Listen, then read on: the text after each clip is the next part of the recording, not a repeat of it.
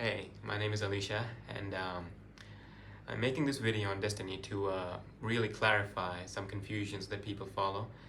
This is more so a video that I want to send to my friends because I really sit down and talk to them, on a psychological level sometimes, and we get into a deep debate every now and then, and I love talking about this stuff. But if you're watching this video and you would like to brush up on something, chances are you're my friend if you're watching this video. But if you would like to brush up on something, and you would like to maybe counter some point or maybe clear some confusion, you can message me and I'll reply to you. So yeah, we're going to tackle questions as we go because I feel the best way to lay down a concept is by clarifying doubts first. For example, if I want to lay down a blanket and sleep on the ground, I want to first take away the rocks. The two main questions that I first came across when I was trying to understand destiny was that if destiny exists, then I don't have any free will, in the sense that why should I try to change anything if it's already been written that tomorrow I'm going to become a millionaire? Why should I care, right? It's all going to happen anyways. And the number two question was that if nothing has been written and I work very hard and achieve something in life, why should I give the credit to God? Why should I thank God since I'm the one that did it all, right? So yeah, these are the two main questions that came to mind, and I'm going to tackle them as we go. The biggest misconception about destiny is that it's God's script.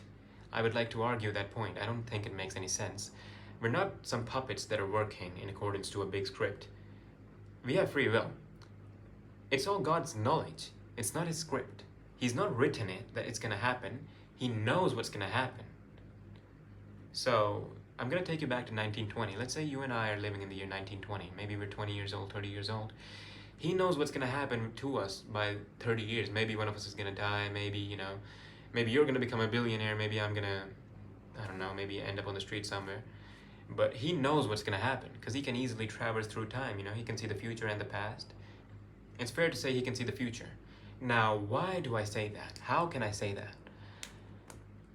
Imagine we have an apple. I put the apple here on a table. In about 4 days' time, it's going to rot. What does that prove?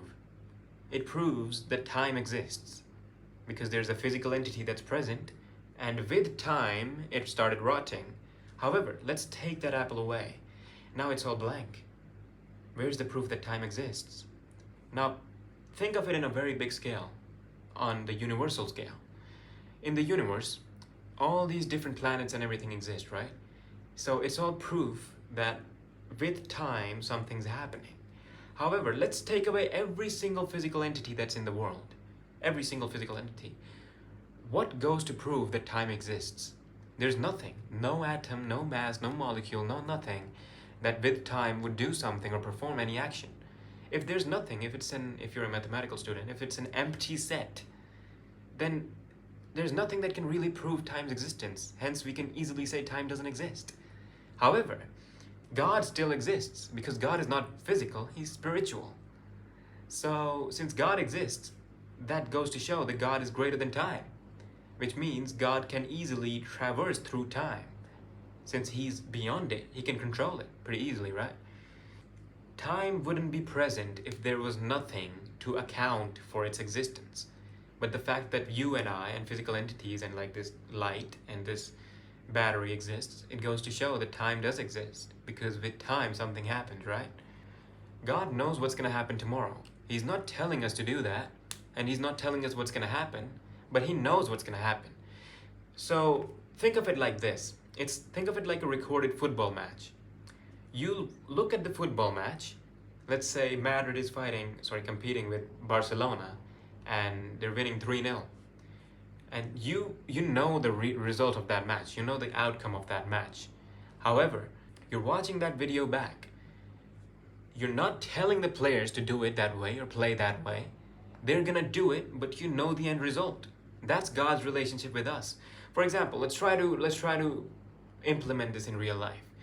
Turn that football match into real life, okay? In the sense that you're in this timeline, and in another timeline, in another dimension somewhere, they're actually playing that match. Now you're sitting here, you know that Barcelona is going to win. Madrid is going to win. Those people in that timeline, while they're playing, if they blame you for saying that you know that Madrid is going to win, that's not really fair, is it? Because you know it's going to happen. You're not telling them to play that way. You just know it's going to happen. So if they start blaming you for something, that doesn't make any sense. Because you just know it's going to happen that way. In the same manner, let's say I'm standing on top of a mountain, right? And there's two trains that are coming together towards each other on a train track. Like this. There's a train track and I'm standing right here and two trains are coming towards each other at full speed. Now I'm standing on top of that mountain. I know that they're going to collide into each other, right? I write it down on a piece of paper that train 1 is going to crash into train 2. There's going to be a lot of collateral damage. But I'm not saying that it's going to happen because of me. I'm not telling them to do it. I just see it happening, so I'm saying it's going to happen. Now imagine this. The train collides into each other 5-7 seconds later and someone survives and he says, okay, you're the one that wrote it on the paper. You're to blame. That doesn't make any sense. I saw it happening and it just happened. Now, this is God's relationship with us. God knows it's going to happen, what's going to happen tomorrow. He's not telling us to do it, but he knows what's going to happen. So now that you finally understand that destiny is not a script that we follow, but more so just God's knowledge of what's going to happen, I really want to clarify some things. Destiny is God's knowledge of what's going to happen. However, this goes against the Google definition of destiny. That definition is fatalist. Fatalism means believing that everything is inevitable and no matter what you do, you can't prevent it. It's a very pessimistic approach and I don't like that concept, so yeah, maybe that's why I don't align myself to it. But we have to understand something. Even though we finally understood that destiny is God's knowledge and not what he's written for us to do, there are two main things. Destiny and fate are different. Destiny is something that we can freely travel through. As in, someone saying, you were destined to do this, would literally mean God knew that you were going to do this. He's not saying that God is the reason why you did it. He's saying that God knew that you were going to do it. In destiny, there are quite a few things that cannot be changed. Trust me, when I came across this, I was very annoyed. Because I was like, why can't he just leave it all up to us, man? But inevitably, these things that we can't change are called fate. Literally. We can't directly change them, but there is a different way that I'm going to brush up on later in the video. But we can't change these things about destiny. So the things that we can't change about destiny, I'm going to list them as follows. Birth, death, apart from suicide, events not in our control, results of our actions. I call this the 4 sides of fate. Things that we can't really control, we can't change, or our free will can't affect. So for example, if we work very hard for a job, but someone else that perhaps didn't even work for it gets that job instead of us, even though we really worked hard for it, for months, for years maybe, that's unfair, but that's fate. So even though it's unfair, we can't change that. What we did change was our effort, but inevitably what was going to happen happened, right? So do you understand now how even though we've changed that concept of destiny being something that's written, there is still something that we can't change? That's why fate has to come into existence, or the concept of fate has to be acknowledged. I'd like to clarify something else too. When we say someone has fulfilled their destiny, we're not saying that this person did what was written for him. Nothing is written apart from your fate. We're saying that this person did what was already in God's knowledge. So this statement doesn't really matter. At this point, I completely lost a lot of motivation. I was like, okay, so fate exists, but it's back to the same thing, you know, it's not in our control. No matter how hard we work, it's all gonna fall short and blah blah blah, and it's driving you near nihilism. But if you actually sit down and think about it, so there was an Islamic hadith that really fixed this all for me. I'm not gonna connect Islam with this video. This video is for everyone. It doesn't matter if you're Jewish, Hindu, Sikh, Muslim, whatever, Christian, doesn't matter. This video is for everyone, but this hadith from Islam really connects everything together very beautifully. Prophet Muhammad ﷺ, peace be upon him, he says, the only way to alter the divine decree is through prayer, through sustenance. I think it's from Tirmidhi. So I would like to link prayer and fate together. We've established that fate can't be changed. Destiny can, but not fate. So how can we change our fate? As I previously said, that we can't directly change it, but we can indirectly change it.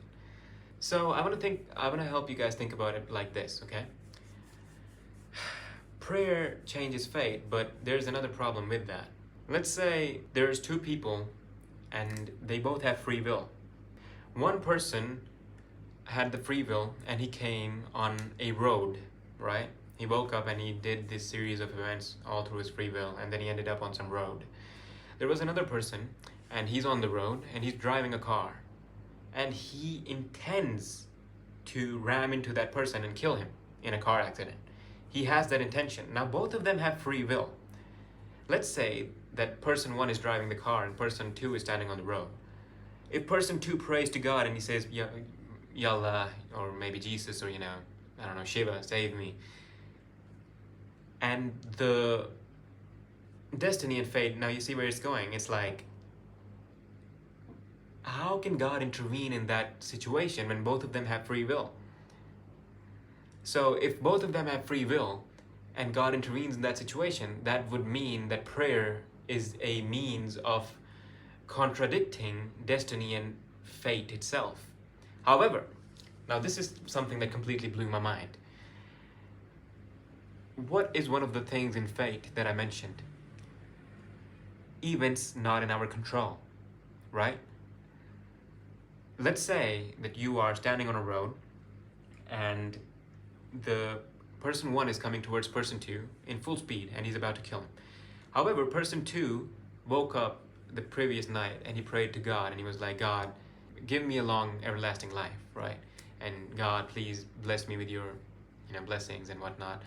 And tomorrow, if his prayer actually worked and God accepted it, what's going to happen is, if the car is coming towards that person, God is going to respect both of their free will.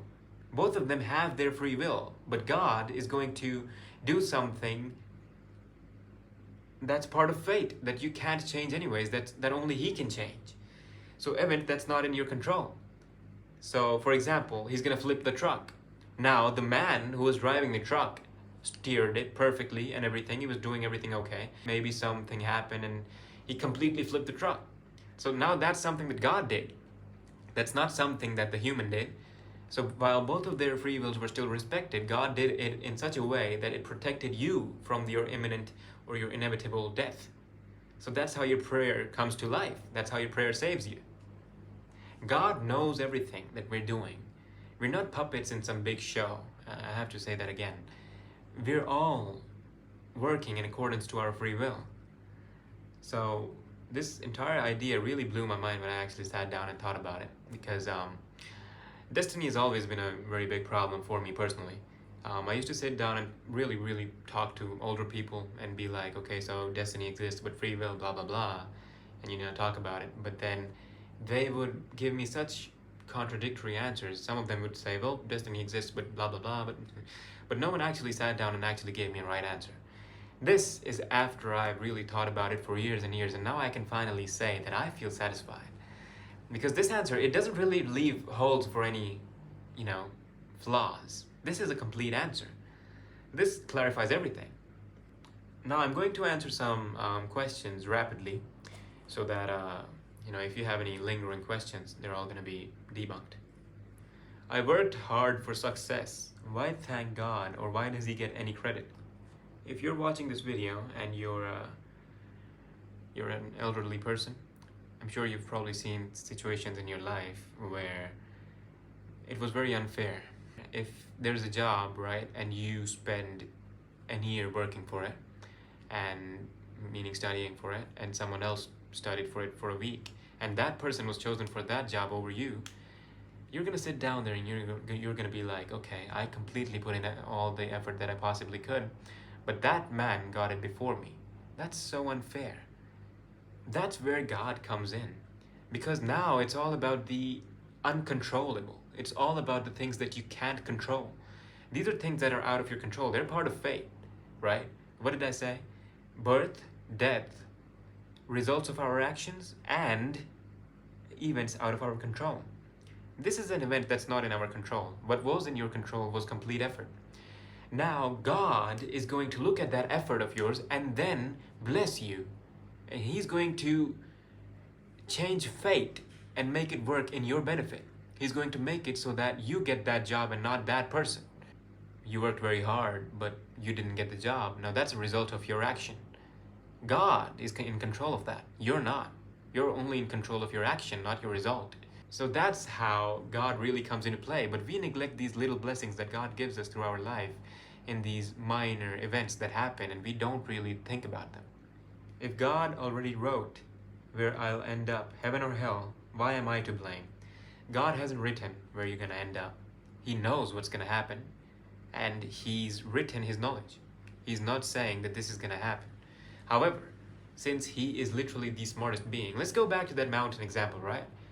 You're standing on the mountain and you're saying, okay, these two trains are coming together and they're going to collide. You're saying it as a human. You just have eyes and you're seeing it happen, right? And you thought about it and okay. But God, with infinite knowledge, He's standing there. He can see everything. He knows no natural disaster is going to happen that's going to make these two trains not collide. He knows that both of them are going at perfect speeds, perfect pressure, perfect everything, and they are going to collide in the end. He can see every single detail on a molecular, atomic, and everything level. So His analogy is so far perfect than yours. He knows that you're going to end up inevitably in hell or heaven. He's not saying that you're going to go there because He's just chosen for you to go there. He's saying that He knows that maybe in 50 years you're going to commit murder. He knows that. So He's written it based off of that. What He's writing is not a path that you're going to take. What He's writing is His knowledge that you are going to choose that path for yourself. If everything's written, what's the point of trying? Again, we've debunked it. It's all written according to His knowledge. It's not a script for us to follow. If God knows everything, then I can't really have free will. God's knowledge is not human compulsion. For example, if God knows you're not going to leave your house today, He's not saying that He's telling you to not leave your house today. It means that you don't want to leave your house for yourself. If prayer changes destiny, was it even destiny to begin with? If something has been written, in the sense that, God knows that something's going to happen and He's just wrote it down, not that it's a script. Our prayer is not changing destiny, let's understand that. Destiny is just God's knowledge. Prayer is changing fate. Prayer is changing something that we can't directly change ourselves. So, our death, when we pray, God give us a long life, that's what prayer changes. If we work very hard for a job and we say, God, please give me this job, that's fate that can be changed through prayer. So this question, if prayer changes fate, was it even fate to begin with? Obviously, if something exists, that's when we can change it. For example, let's say I paint this wall red. I can only change the color red if it's already red, which it is. So this question really falls on itself. It doesn't really mean anything. It's more of a paradoxical question. It's like, if 2 plus 2 is equal to 4, then is it really 2 plus 2? Yes, it is. If people are born in so many different religions, why do they have to be held accountable for them? Look, trust me on something, okay? If you sit down with an absolutely pure heart and you say, okay, you know what? I listened to this entire video and this concept of prayer and fate and destiny and free will all coming together and God's knowledge, not a script, makes sense to you, just trust me on this. Sit down and pray. I'm not going to tell you how many gods there are. Is there one God? Does God even exist? I'm not going to tell you anything. I'm just going to tell you, try to figure out what the truth of the life is. Sit down and pray. But God, if you're up there, please, I want that job. God, if you're up there, please make my game succeed. God, if you're up there, I want to do this. God, if you're up there, I want to eat Taco Bell tomorrow. Trust me, you will regret it on your deathbed at 60 if you lead a life based off of hedonism, completely, um, you know, lustful life, and there's no hard work or effort or prayer going on. You're gonna be at 60 years old and just thinking back and saying, I wish I hadn't led my life that way. So yeah, anyways, that answers all the questions. These are the four sides of fate, as I like to call them. And yeah, I'd like to clarify something. There's more to this. There are a few more things that we can't directly change, but for the sake of this video, I've only kept it to 4. And you know what? I'll just tell you them. Judgment Day, we don't know when that's gonna happen. Our provision, we don't know how much we're gonna get in this life. Food, money, whatever. Love. We don't choose who we fall in love with. But yeah, that's the video, and I hope you enjoyed it. If, again, you have any questions or anything, you can easily message me and I'll get back to you. But yeah, thank you for watching.